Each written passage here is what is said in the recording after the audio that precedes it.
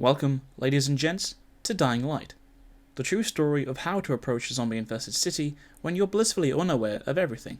I wake up in the back of an airplane, which is weird because I usually remember how I get into these situations before I open my eyes. Some woman calls me and informs me that her Google account was hacked, and some guy has stolen her digital copy of an album by The Cure. I remember warning her not to use her maiden name and date of birth as a password, but I guess she didn't listen. She continues talking to me as I fall out of the sky, and I can barely hear her because of the wind. Luckily, I can see exactly what she's saying because they installed a subtitle generator into my visor. I pull my chute, and already I can see how run down the city of Haran has become after the outbreak. I managed to get my parachute caught on absolutely nothing. No one is around to see how much I failed, and I free myself. I'm pretty sure that I've broken all of my ribs after I fell on my chest, but I seem to be moving okay. 3 men appear out of literal thin air, and immediately one of them wants to break my kneecaps.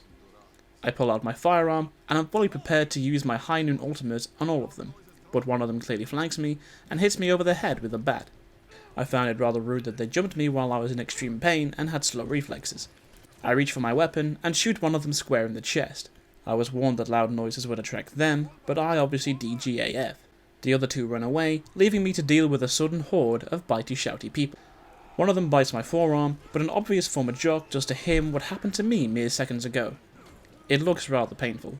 A woman jumps from the rooftops and drop kicks a zombie, and all I can think is that I wish I hadn't just been attacked by 4 OP life forms within 60 seconds of landing, because my flirting ability would be at 100. A zombie apocalypse won't stop this guy from being the ladies' man he was destined to be. They drag me into a building, but the third wheel gets trampled through a doorway. He waits for at least a few seconds after he gets his kidneys removed before screaming in pain, and he tells us to leave him behind.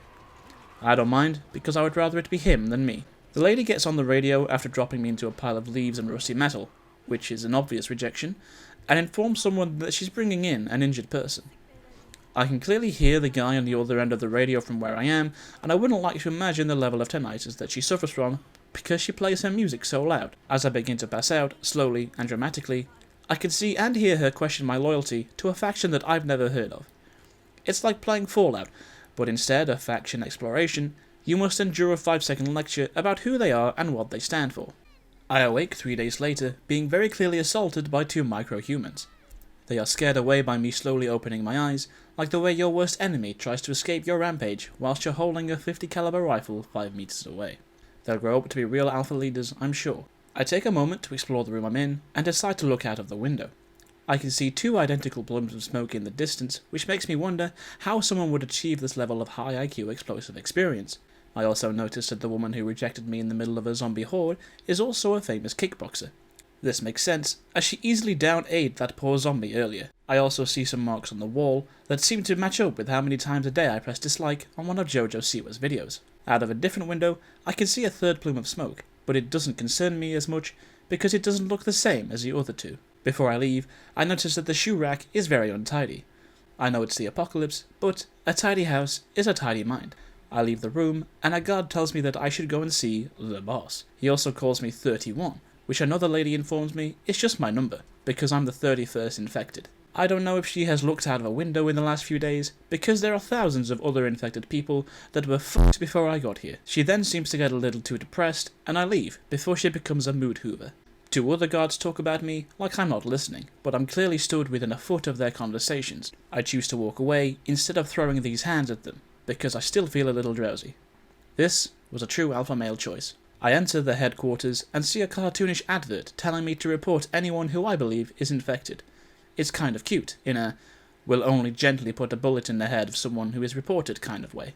I open a door to the balcony and tap the guy who I assume is the boss on the shoulder. I'm surprised that he looks so young, and he gets very sensitive about the fact that he looks 13 years old. After I avoid the topic, he tells me that I'm in the tower, which I'm sure I could have guessed because we're about 30 floors up. He then tries to intimidate me into keeping my radio, but he proceeds to have another tantrum when I ask politely to have it back. He basically calls me a freeloader and tells me to get out of his office. He hints that the guy who he has lost contact with is only on the 13th floor. I can sense that my inbuilt radar is about to be updated with a location marker, so I leave the office. I make it to the 13th floor, and I've got to be honest, I've seen cleaner. With the scent of noobs who didn't survive the apocalypse in my nose, I then get a phone call. It's your mum asking for some company to try her pie. Just kidding, it's actually the woman who sent me here asking why I haven't been keeping her updated. I don't tell her that I've been unconscious for 3 days because I feel like she'd judge me. Instead, I tell her that I lost my radio and have been blending into the survivor's safe house by just being alive. She then tells me that I need to hurry up, but I have the feeling that I'm going to be here in Party Town for quite some time. I then hear screaming and claim my first zombie kill. I might have overreacted and kicked it for longer than I needed to. I find a survivor in the bathroom and stumble across the set of 13 Reasons Why. The guy is injured and tells me to find some healing items for him. After a short while of scavenging, I return with the items he needs. After bashing them together to make a bandage, I apply the bandage, just as a real doctor arrives and tells me that I've gained experience points. I am congratulated by another guard, and Raheem tells me that I'm probably not useless. I head back upstairs, just in time to hear the heavy clunk of important information about the kickboxer, whose name is Jade, and Raheem being siblings. She's about to storm out because Raheem hasn't put enough skill points into explosives yet, but before she leaves, I thank her, and look into her eyes for a long time to hint that I'm still interested. She doesn't seem to pick up on this, and leaves. Raheem tells me that I should change, because I haven't freshened up in 3 days, which is probably why Jade hates me. I change into the fresh clothes, and Raheem tells me to meet him at the gym. I head to the roof, as this is logically where a gym would be located, because no one told me where to find it. I climb onto a crane arm, and walk across the gap, where I'm then told to GG easy kill myself. Raheem goes first, and I soon follow. I just know that if I ever attempted to do this in real life, I would land on the only bag that contains nails, poison ivy, and several copies of Justice League 2017. I then pass through an obstacle course where I'm told how to jump and crouch, which I swear I knew how to do before the zombie apocalypse, but it's always nice to have a refresher. I do some first-person wall scaling like I'm Ezio and finish the course. I then spend an embarrassingly long time figuring out how to get back to Raheem, because it turns out that without the little yellow arrows telling me where to go, I'm about as aware of my surroundings as my Tinder date for tonight is aware of my macro-penis. I eventually climb back up the crane, but I have a seizure on the arm. Again, if this happened to me in real life, I would already have fallen. Raheem tells me that I need to find Dr. Zere, but he's not in the tower. I need to go to the quartermaster, who gears me up, ready to face the outside world properly. He tells me that nobody likes me, but if I become a little helper, then maybe I can earn some love. He also tells me that I could probably find a woman to keep me warm at night, which I choose to interpret as him telling me to get fucked. A guard unlocks the front door and allows me to leave. I immediately take the time to jump onto the nearest shed roofs, because the opportunity to do something that my mother didn't allow seemed too good to be true. I follow some of the red arrows and X's on the floor, but they leave me stranded on a tall building. I jump down into a soft landing zone, or I would have done if I hadn't actually landed 5 inches from it, breaking my legs. It seems that my legs were destined to be broken from the moment I got here. First there was that guy that wanted to do it to me, and now I'm being trusted to parkour everywhere, where I could easily break my legs. I stand at the edge of the fence, clearly being alive, but nobody tells me how to get in. Eventually, I go along the outside and climb a different roof that gives me near instant access to the safe zone. Nobody questions why I'm there, which is poor security, and I'm allowed to just knock on Dr. Zere's front door. He does, however, let me in, and gives me my shot of antizin. He tells me all about how he's working on a cure, and in my mind, I'm just glad that this man isn't trusted with nation-destroying secrets, as he's pretty loose-lipped about everything. He then tells me to leave, and Raheem tells me that I should pay a visit to Donald Glover. The legend himself gives me the task of arming traps ready for the evening raids, and some firecrackers for distraction. I arm my first trap, and head to arm more, before I'm distracted by the weird and compelling desire to help a survivor in an unsecure safe zone. It was like some divine force was willing the task onto me, and it definitely wasn't just a side objective. Unfortunately, the survivor has already turned, so I must put him down. I arm the safe zone, so now I can rest here whenever I need to. I climb a pole and continue my quest. Before I get too far, I decide to call my employer and inform her that whilst I haven't located her copy of the cure, I found a guy who works in a trailer who is trying to replicate them. She tells me that no one else could ever replicate the cure because they're too legendary. However, she tells me to keep her informed about this, as she could easily report him for copyright infringements later. I spend a skill point, throw some firecrackers, and arm the 2 remaining car traps. I then make my way over to the UV traps, scouting the area to see if there is a way of avoiding conflict, but in the end, concluded that I must give a hefty beating to the zombie guarding it to get past. I arm the ultraviolet trap, head to the train yard, and on my way, I couldn't help but think that these traps are very dangerous to get to. Someone who has a less responsive spacebar would easily miss these jumps. The last trap is by far the easiest trap to arm, and it gives me more hope in the lesser spacebar people. However, the power fails, and I must restart the grid. When I get to the substation, I'm attacked by Shaquille O'Neal, who has traded his basketball for a makeshift hammer. I put my 3 hours of Dark Souls skills to the test and dodge his attacks, thinking it to simply be a mini-boss. This was not the case. After a few minutes, it became quite clear that my little pipe was no match for Shaquille and his large pole. I duck into cover and can luckily restart the grid from inside.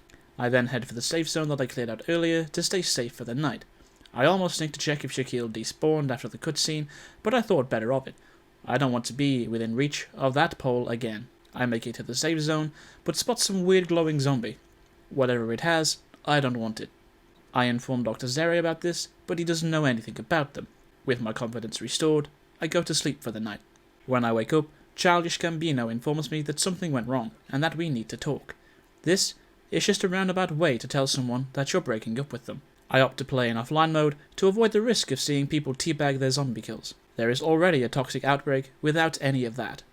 I make it back to Zeri's safe zone, where I'm told that the real boss's mission failed, and that he barely escaped the raid with his life. I'm then sent back to the tower to speak with Jade. She tells me what happened, and that we need to convince Bracken not to go out again until he has healed. I offer to go instead, as it would probably impress Jade, but she seems far too excited about the idea of me going that I think she might be pushing me away. Bracken agrees, shakes my hand, and then sends me away, holding Jade back for a private word. I feel like there will be some stiff competition to win Jade's heart while I'm here. The doctor informs me that there is a large shortage of antizin, and I nearly blow my cover because I'm thinking with the wrong head.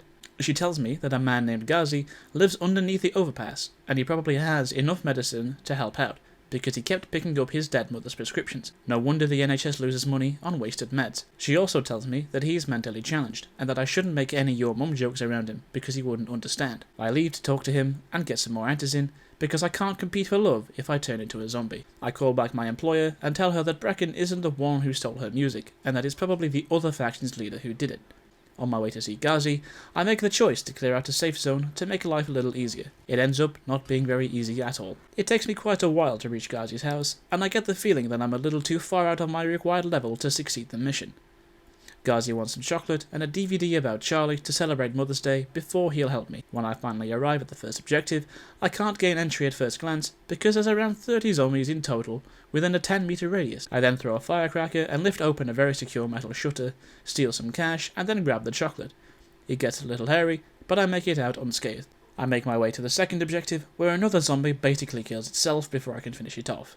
I search for a long time for how to enter the building, but it turns out that this grey door on this grey wall was the answer all along. In a massive stroke of luck, the alarm system activates, and it's a mad dash for the film before I'm surrounded. I get outside and think myself lucky that the zombies are slow in the daytime. I quickly rethink my choice of words as some zombies run at me and climb onto the roof. I attempt to flee, but end up being in a small scuffle on the overpass.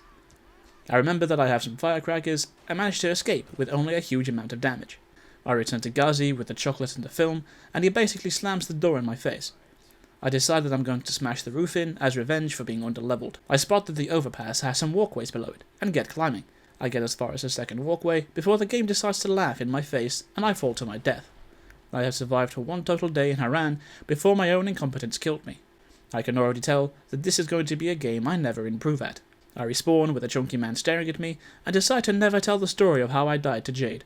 A quick check of the map reveals that I travelled a long distance for very little payoff. Thank you for watching, subscribe to my channel for more content about me jumping from high places and killing myself. See you next time.